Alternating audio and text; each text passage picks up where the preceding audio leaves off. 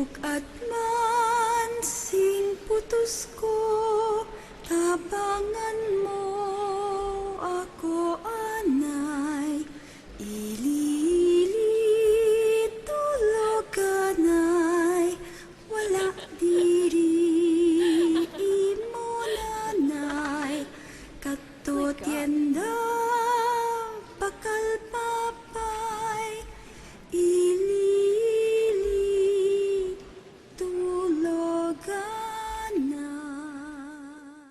ililit tuloganay, wala diri imo nanay, kato tienda bakal papay, ililit tuloganay, mata ka na tabangan mo, ikarga ang nakumpra ko, kay bukat mansing putus ko, tabangan mo ako anay, ililit tuloganay, wala diri imo nanay, kato tienda bakal papay, ililit tuloganay,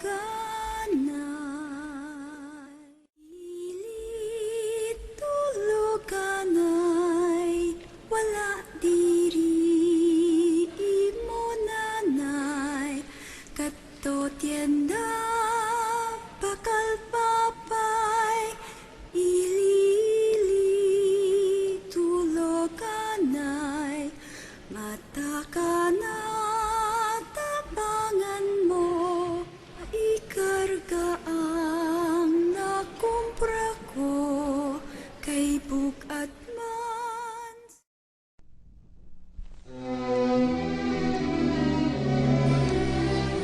Almeida, naway bigyan mo siya ng liwanag sa kanyang bukas.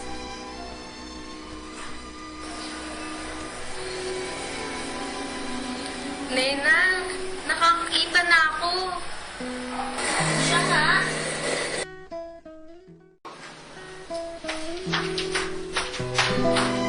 Nay, magpapagamot daw. Ganda umaga po.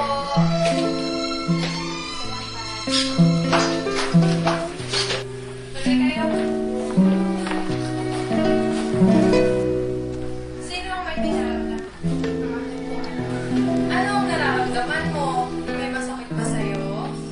Matagal na po siyang hindi nakakarinig at makakapagsalita. Dahil doon, hindi namin nasabi sa kanya kung gano'n namin siya kamahal. Ganun ba? Hihingi tayo ng tulong sa inang Birhen.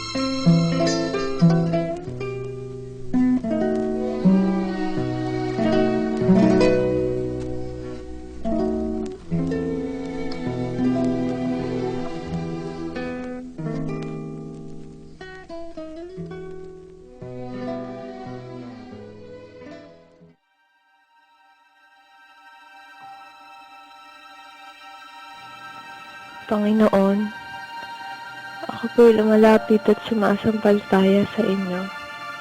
Naway lukuban po ninyo ng kaliwanagan ng isipan ang aking anak na si Lourdes.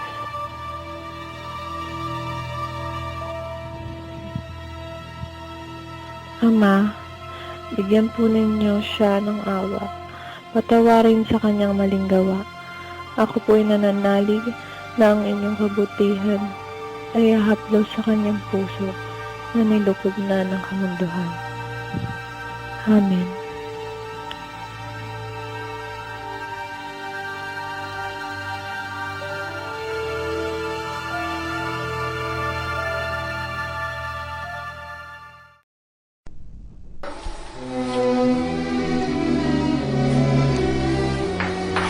Aling Salvasyon? Aling Salvasyon? Aling Salvasyon? Magandang umaga po. Tuloy ka.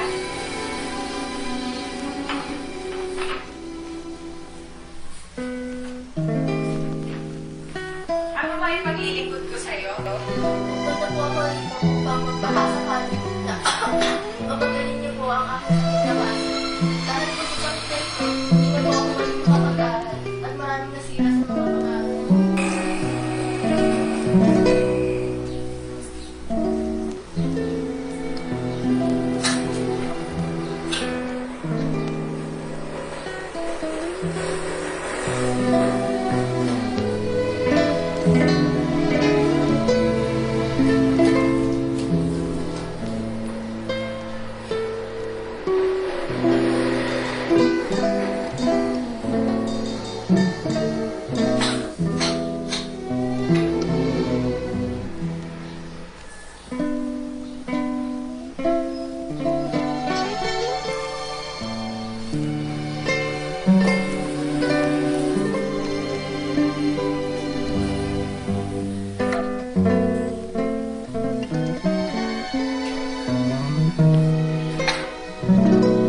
Bigyan mo nga yung mga mata.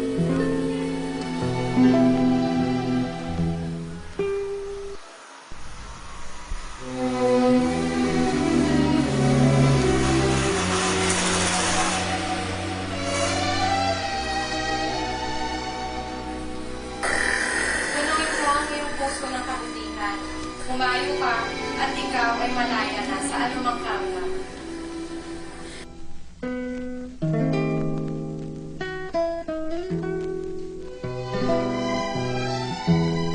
Mga ale, alam niyo ba, may balita na may isang peke manggagawin dito sa ating baryo?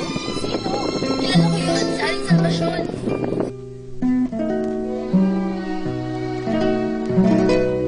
Pero may balita na talagang salot sa Salvasyon. May naririnig akong balita na nakakapagpagaling talaga yun. Pero para sa akin, salot sa Salvasyon.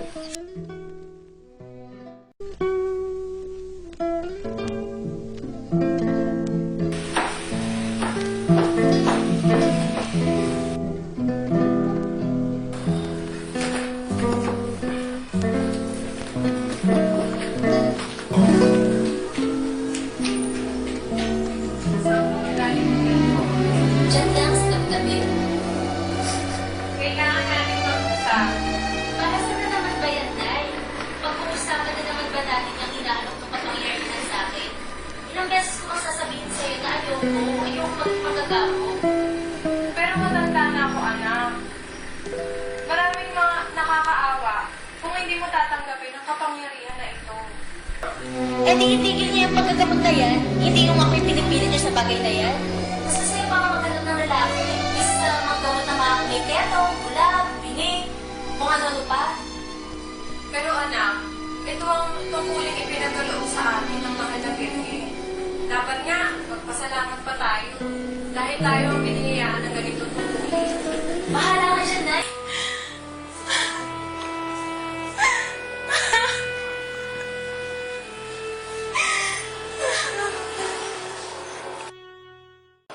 Salvasyon! Lumabas ka dyan!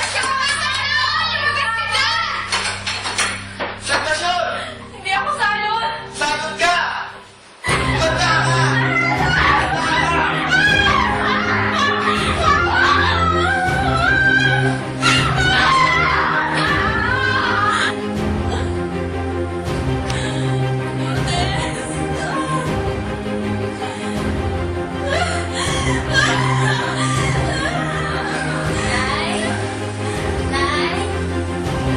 naman dito?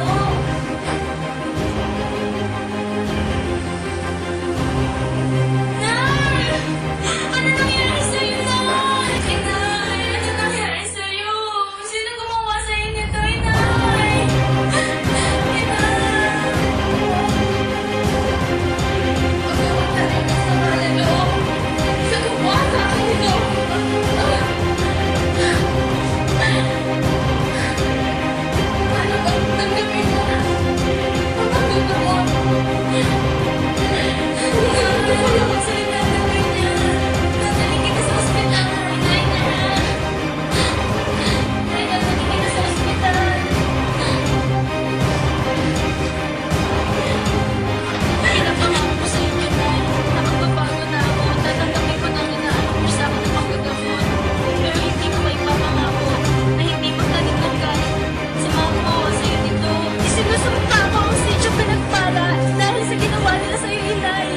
Hindi ko hahayaan na maging masaya sila samantalang ako naghihirap dito.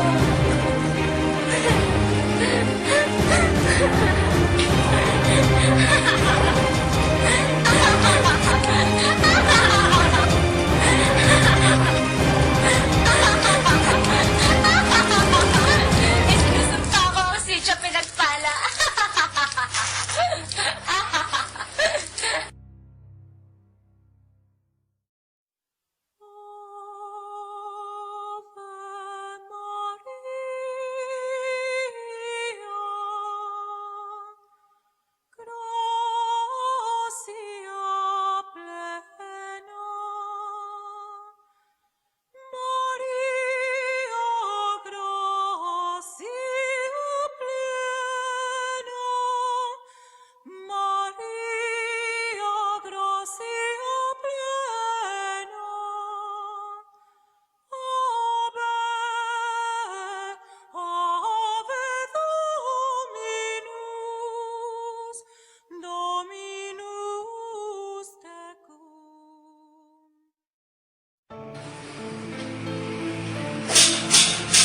Tao po. Sino po sila? Ako po si Kevin, isang dayuhan. Halika, pumasok ka dito.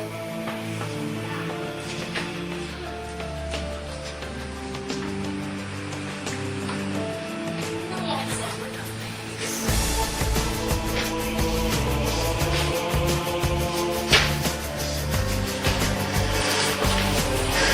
Okay pa muna. Ano ba si Aling Salvador? Tingnan mo ang aking ina. Ilang araw na Sige po, alis na ako. sandali lang. Susubukan din ang pagaling. Sa katunayan, ibinigay sa akin ng aking ina ang kanyang kailan sa pagkagamot. Wala ako masyadong alam. Bukod sa nakikita ko siya kung paano maggamot. Kunin ko lang ang aking mga gamit.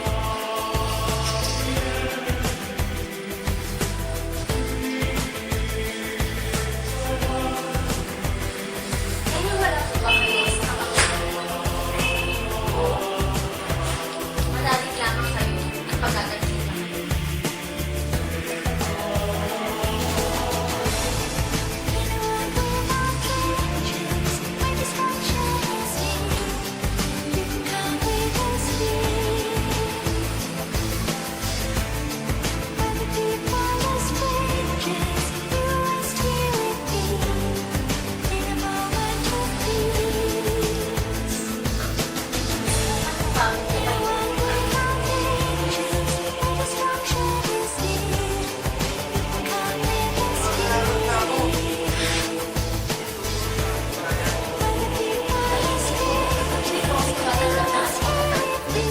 Ang aking ina bago mamatay, ina sa akin ang pag-uusap. Maraming salamat.